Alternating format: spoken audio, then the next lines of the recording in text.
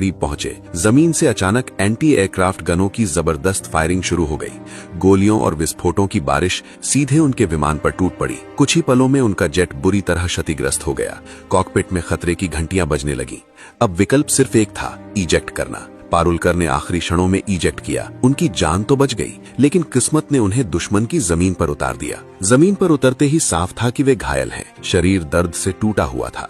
वे अभी खुद को संभाल भी नहीं पाए थे कि आसपास के लोग वहां जमा होने लगे। किसी ने पहचान लिया कि ये भारतीय पायलट हैं। कुछ ही पलों में भीड़ उग्र हो गई। लोग चिल्लाने लगे, दुश्मन दुश्मन। भीड़ ने उन्हें घेर लिया। धक्का मुक्के लातें, उनका सामान छीन लिया गया। पहले से घायल शरीर अब भीड़ की हिंसा के नीचे टूटता जा रहा था। कुछ देर बाद वे बेहोश हो गए।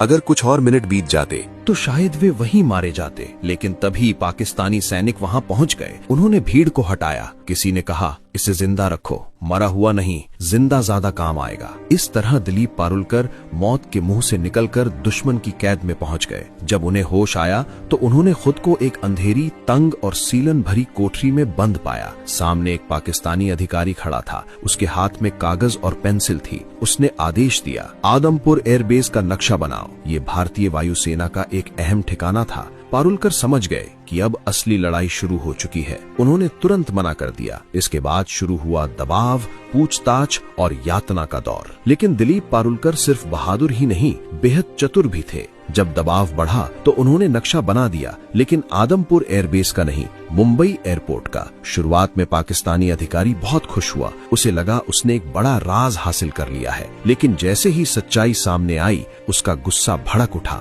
सजा दी गई, पूरी रात कोठरी के एक कोने में खड़े रहो। बैठने की कोशिश की तो गोली मार दी जाएगी। एक गार्ड को आदेश दिया गया कि अगर कैदी बैठ जाए तो तुरंत गोली मार दे।